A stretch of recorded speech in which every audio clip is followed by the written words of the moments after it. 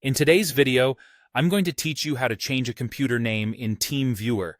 Whether you're working with multiple devices or just want to personalize your setup, changing a computer's name can make things more organized and easier to manage.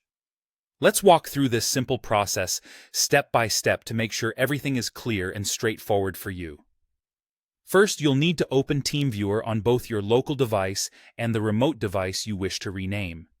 It's important that both devices are ready so you can seamlessly navigate through the process.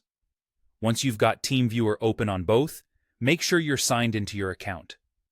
You will need to be logged in on both devices, so check that you're using the correct credentials. Having your details handy before you start can help avoid unnecessary delays. Next, take a look at the left sidebar of the Teamviewer interface. Here, you'll want to click on the section labeled Devices. This is your go-to area where you'll manage all connected devices associated with your account. It provides a window into all your remote connections and allows you to control and modify details efficiently. Now, within the list of devices, you'll find all the computers linked to your account, identifiable by their current names. Carefully scroll through to find the particular computer name that you want to change. If you have many devices listed, you can use the search feature to quickly locate the specific one.